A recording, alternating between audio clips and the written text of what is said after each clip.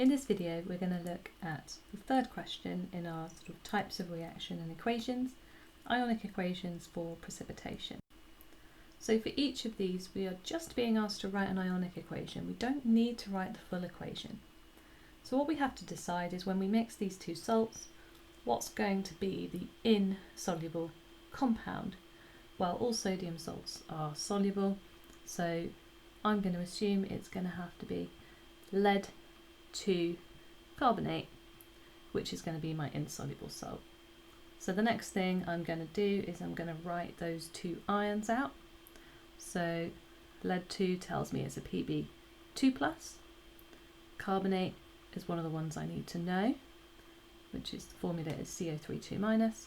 Those two cancel out, so 2 plus and 2 minus. I don't need to do any balancing here. The formula of my salt is simply going to be PbCO3. And then the second mark in this is for state symbols, which is always going to be aqueous, aqueous, solid. Two solutions making a precipitate. So I didn't need to write the full balanced equation for that. So the next one is potassium hydroxide and iron 2 chloride. This is our test for iron 2 ions. And so it's not going to be potassium, it's going to be iron with the hydroxide that's going to be my insoluble salt. So again, iron 2 means it's Fe2+. Hydroxide has the formula OH-. If you didn't learn your formulae of ions before, I really recommend spending some time going over them. It's going to be so helpful if you refresh yourself. So the formula therefore is not just going to be FeOH, because OH is a 1- and iron is a 2+. So I'm going to need 2 hydroxide ions for every 1 iron, 2+ ion, which means I'm going to need to balance it there. My equation's all done and balanced now, and again I just need to stick in state symbols. Next one was lithium, chloride and silver nitrate. Again, it's not going to be the group 1, so it must be silver chloride, which is my test for chloride ions, white precipitate.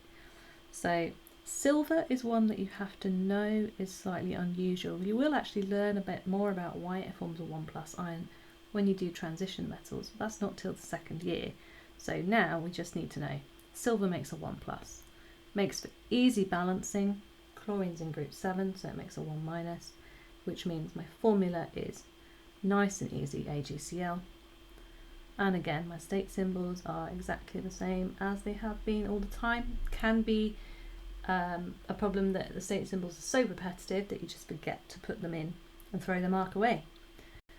Sodium sulfate and barium chloride. This is another ions test one. It's our test for sulfate ions.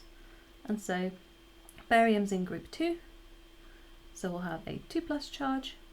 Sulfate is one of the ones that I have to know off the top of my head, SO4 2-. Again, nice and easy to balance. It's a 2+ and a 2-, and then I put in my state symbols.